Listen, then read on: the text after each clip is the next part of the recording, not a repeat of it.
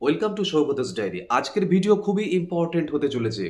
শ্যামাপ্রসাদ মুখোপাধ্যায়কে নিয়ে 10টি বিতর্কমূলক প্রশ্ন যদি আপনাকে ফেস করতে হয়, বুঝতেই পারছেন চারিদিকে শ্যামাপ্রসাদ মুখোপাধ্যায়ের নাম শুনছেন, সরকার পাল্টিয়ে গিয়েছে। এরকম অবস্থায় আপনি যখন ইন্টারভিউয়ে যাচ্ছেন, শ্যামাপ্রসাদ মুখোপাধ্যায় সম্পর্কে আপনার একটি পুরো ধারণা লাগবে এবং সেখান থেকে বিতর্কমূলক কিছু ব্যাপার স্যাপারও রয়েছে, সেইগুলো আপনাকে 10টা বিতর্ক আমি এখানে একদম ঠিক করে দিচ্ছি খুব সংক্ষেপে, যেগুলো আপনি উত্তর দিয়ে পার পেয়ে যাবেন সঠিকভাবে। পলিটিক্যালি কারেক্ট অ্যান্সার দিতে হবে। তো শ্যামাপ্রসাদ মুখোপাধ্যায় সম্পর্কে আরেকটি ভিডিও আসবে, যেখানে শ্যামাপ্রসাদ মুখোপাধ্যায় সম্পর্কে ইনফরমেশন থাকবে, বিভিন্ন রকমের কুইজ টাইপের আমি করে দেবো, যে বাই চান্স কোনো কিছু ধরলে সেখান থেকে পারবেন। কিন্তু শ্যামাপ্রসাদ মুখোপাধ্যায় সম্পর্কে বিতর্কমূলক যদি কোনো প্রশ্ন করে তাহলে কি হবে, এই 10টি প্রশ্ন ভালো করে রেডি করতে হবে। কেমন? আপনারা এগুলোকে নোট ডাউন করতে পারেন। যদি মনে করেন পিডিএফ কালেক্ট করবেন, এই নম্বর থেকে পিডিএফও কালেক্ট করে নিতে পারেন। আমার ইন্টারভিউ সংক্রান্ত সমস্ত ক্লাসের সমস্ত পিডিএফ এই নম্বর থেকে আপনারা অ্যাভেল করতে পারেন। ওকে, শুরু করছি শ্যামাপ্রসাদ মুখোপাধ্যায় সম্পর্কে 10টি বিতর্কমূলক প্রশ্ন এবং উত্তর। 1 নম্বর প্রশ্ন, শ্যামাপ্রসাদ মুখোপাধ্যায়কে কি সাম্প্রদায়িক রাজনীতির প্রবক্তা বলা যায়? শ্যামাপ্রসাদ মুখোপাধ্যায় ছিলেন একজন জাতীয়তাবাদী নেতা। তিনি হিন্দু মহাসভার সঙ্গে যুক্ত ছিলেন এবং তার কিছু রাজনৈতিক অবস্থান নিয়ে সমালোচনা রয়েছে। তবে তিনি নিজেকে মূলত ভারতবর্ষের ঐক্য, সাংস্কৃতিক পরিচয় ও জাতীয় স্বার্থের পক্ষে একজন নেতা হিসেবেই তুলে ধরেছিলেন। ইতিহাসে তার ভূমিকা মূল্যায়নের ক্ষেত্রে বিভিন্ন মত রয়েছে স্যার। পরবর্তী প্রশ্ন, তিনি হিন্দু মহাসভার সঙ্গে যুক্ত ছিলেন কেন? 1939 সালে শ্যামাপ্রসাদ মুখোপাধ্যায় হিন্দু মহাসভার সঙ্গে যুক্ত হয়েছিলেন। সেই সময় ভারতবর্ষের রাজনৈতিক পরিস্থিতি, সাম্প্রদায়িক উত্তেজনা এবং বিভিন্ন সামাজিক সমস্যার প্রেক্ষিতে তিনি এই সংগঠনের মাধ্যমে কাজ করেছিলেন। তবে তার রাজনৈতিক চিন্তাধারা নিয়ে ঐতিহাসিকদের মধ্যে মতবিরোধ রয়েছে। আপনার উত্তর হবে ধরি মাছ না ছুঁই পানি। আপনি কোনো বিতর্কের অবসান ঘটাতে যাচ্ছেন না, বিতর্ক আছে এটুকু বলবেন। শ্যামাপ্রসাদ মুখোপাধ্যায় কি দেশভাগের বিরোধিতা করেছিলেন বলে আপনার মনে হয়? তিনি অখণ্ড ভারতবর্ষের পক্ষে ছিলেন স্যার, এবং বাংলার বিভাজন নিয়ে সক্রিয় ভূমিকা নিয়েছিলেন। তার যুক্তি ছিল পূর্ববঙ্গের হিন্দু অধ্যুষিত অঞ্চলগুলির নিরাপত্তা ও স্বার্থ রক্ষার জন্য পশ্চিমবঙ্গের সৃষ্টি প্রয়োজন। পরবর্তী প্রশ্ন, তিনি কি স্বাধীনতা আন্দোলনে সক্রিয় ছিলেন? আপনার কি মনে হয়? স্যার, তিনি কংগ্রেসের মতো গণ আন্দোলনের নেতৃত্বে ছিলেন না। তবে তিনি ব্রিটিশ ভারতবর্ষের প্রশাসন, শিক্ষাক্ষেত্র এবং রাজনীতিতে গুরুত্বপূর্ণ ভূমিকা পালন করেছিলেন। তার স্বাধীনতা আন্দোলনে ভূমিকা নিয়ে বিভিন্ন ঐতিহাসিকের বিভিন্ন রকমের মত রয়েছে স্যার। পরবর্তী প্রশ্ন, শ্যামাপ্রসাদ মুখোপাধ্যায় কাশ্মীর ইস্যুতে কেন আন্দোলন করেছিলেন? উত্তর কি হবে? স্যার, তিনি জম্মু ও কাশ্মীরের জন্য পৃথক ব্যবস্থা ও বিশেষ মর্যাদার বিরোধিতা করেছিলেন। তার যে স্লোগান ছিল সেটি কি ছিল? তার স্লোগান ছিল এক দেশ, এক বিধান, এক নিশান। তিনি মনে করতেন ভারতবর্ষের সম্পূর্ণ আহ, কি বলবো ওটাকে, একীকরণের জন্য একটাই সাংবিধানিক ব্যবস্থা থাকা উচিত। পরবর্তী প্রশ্ন, তার কাশ্মীর আন্দোলন কি সাংবিধানিক বিরোধিতা ছিল? উত্তর কি হবে? তার আন্দোলন ছিল রাজনৈতিক মতাদর্শের ভিত্তিতে। তিনি সাংবিধানিক একীকরণের দাবি তুলেছিলেন। আবার অনেকের মতে সেই সময়কার বিশেষ পরিস্থিতিতে জম্মু ও কাশ্মীরের বিশেষ ব্যবস্থার পিছনে ঐতিহাসিক কারণ ছিল। নেক্সট প্রশ্ন, শ্যামাপ্রসাদ মুখোপাধ্যায় ও নেহেরুর মধ্যে মত পার্থক্যের কারণ কি ছিল? উত্তর কি হবে? মূলত কাশ্মীর সমস্যা, পাকিস্তানের সঙ্গে সম্পর্ক, সংখ্যালঘু নীতি এবং রাষ্ট্রের কাঠামো নিয়ে তাদের মধ্যে মত পার্থক্য ছিল। 1950 সালে তিনি কেন্দ্রীয় মন্ত্রিসভা থেকে পদত্যাগ করেছিলেন। পরবর্তী প্রশ্ন, শ্যামাপ্রসাদ মুখোপাধ্যায়কে কেন বিজেপির আদর্শিক পূর্বসূরি বলে উল্লেখ করা হয়?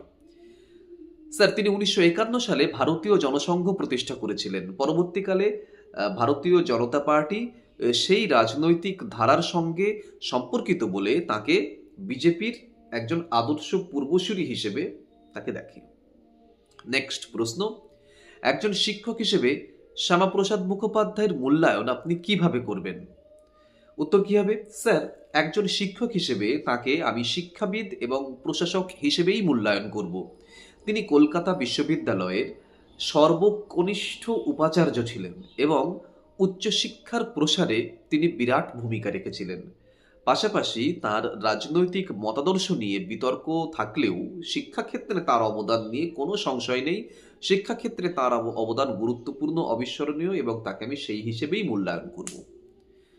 পরবর্তী প্রশ্ন, লাস্ট প্রশ্ন, শ্যামাপ্রসাদ মুখোপাধ্যায়ের সবচেয়ে বিতর্কিত বিষয় কোনটি? তার হিন্দু মহাসভার সঙ্গে সম্পর্ক, কাশ্মীর নীতি এবং স্বাধীনতা আন্দোলনের সময় তার যে রাজনৈতিক অবস্থান, এই সমস্ত বিষয়গুলি সবথেকে বেশি আলোচিত এবং বিতর্কিত বিষয়। ইন্টারভিউয়ে যে কোনো প্রশ্ন দেবার উত্তর দেবার সময়, যে কোনো প্রশ্নের উত্তর দেবার সময় আপনি কি বলবেন?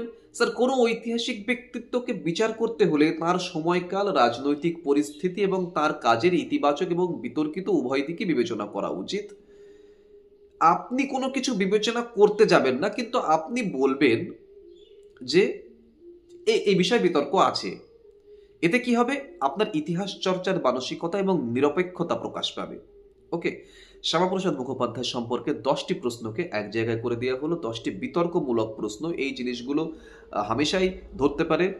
বিশেষ করে ইতিহাসের স্টুডেন্ট হলে তো ইতিহাসের ক্যান্ডিডেট হলে আরও বেশি করে ধরতে পারে। ইতিহাসের ক্যান্ডিডেট না হয়েও যেহেতু এখন বুঝতেই পারছেন, আহ, একটা একটা মানে চারিদিকে আমরা শ্যামাপ্রসাদ মুখোপাধ্যায়ের নাম শুনছি, এটা খুব কমন একটি টপিক হতে চলেছে এবং শ্যামাপ্রসাদ মুখোপাধ্যায় সম্পর্কে একটি বা দুটি প্রশ্ন কিন্তু খুব স্বাভাবিকভাবেই আপনাকে জিজ্ঞাসা করতে পারে এবং সেগুলোর মানে উত্তর আপনাকে সঙ্গে সঙ্গে দিতে হবে। সেই বিষয়ে প্রপার যে নলেজটুকু, অ্যাটলিস্ট মিনিমাম প্রপার নলেজটুকু যদি না থাকে তাহলে কিন্তু সেই সময় আপনি পারবেন না। ঠিক আছে, এগুলোকে ভালো করে রেডি করতে হবে এবং পিডিএফ এর নম্বর দিয়ে দিয়েছি। যদি মনে করেন পিডিএফ কালেক্ট করবেন, সেই নম্বর থেকে স্ক্রিনে রয়েছে দেখুন, সেই নম্বর থেকে আপনারা পিডিএফ কালেক্ট করতে পারেন। প্রত্যেককে একটা কথা বলবো, ভেরিফিকেশনের ডেট দিয়ে দিয়েছে। এখন ইন্টারভিউ ডেট কবে দেবে একদম সঠিকভাবে তো বলা যায় না। তবুও প্রত্যেক ক্যান্ডিডেটকে বলবো হাতে 25 দিন থেকে 30 দিন মিনিমাম টাইম আছে, এইটা ভেবে এগো। এখন মনে মনে ভাবো যে 25 দিনই সময় আছে, 25 দিনের বেশি নয়, 25 দিনই ধরো বা 30 দিনই ধরো ম্যাক্সিমাম, তার বেশি নয়। তারপরে যদি সেটা এক্সটেনশন হয় সেটা পরের ব্যাপার, কিন্তু আমার মনে হয় যে 30 দিন একটা ইন্টারভিউয়ের প্রিপারেশনের জন্য এনাফ। 20 দিনও এনাফ, 15 দিনও এনাফ, যদি সঠিকভাবে সিস্টেমেটিক অর্ডারে পড়াশোনা করা যায়। এই যে সমস্ত ভিডিওগুলো দিচ্ছি, সেই সমস্ত ভিডিও এবং আগে যত ভিডিও দিয়েছি, প্রচুর ভিডিও দেওয়া রয়েছে, সেই সমস্ত ভিডিওর নির্যাস গ্রহণ করুন, বারে বারে শুনুন। শুনলেই এগুলো কানে বাজবে আপনাদের। মোট কথা হচ্ছে এই জিনিসগুলোকে রেডি করুন। এই জিনিসগুলো রেডি না করলে খুব অসুবিধার মধ্যে পড়বেন এবং এগুলো খুব খুব কমন টপিক হতে চলেছে। ঠিক আছে? প্রায় 96টা ভিডিও দেয়া হয়ে গেছে আমার এই এসএলএসটি সংক্রান্ত। সেগুলো সমস্ত কিছু আপনারা ফলো করুন। ১ম থেকে শুরু করুন। আমি দেখছি পুরনো ভিডিও লোকে দেখছে। হ্যাঁ? যে এখনকার যে ভিডিওগুলো শুধু সেগুলো নয়, পুরনো ভিডিওগুলোর ভিউজ আবার শুরু হয়েছে। সেলফ ইন্ট্রোডাকশন থেকে শুরু করে আরও যা, যা দিয়েছিলাম, এগুলো খুব ভালো লাগছে যে চ্যানেলটিকে তোমরা অথেন্টিক চ্যানেল হিসেবে গ্রহণ করেছো এবং একটা ভিডিও থেকে আরও অনেক ভিডিও তোমরা দেখছো। খুব ভালো লাগছে এটা। যা লাগবে বলবে, কমেন্ট সেকশন খোলা আছে এবং একটাই জিনিস বলব যে সময় বেশি পাবে না। তাই একদম এখন থেকে প্রিপারেশন নাও। কেমন? ভালো থাকো।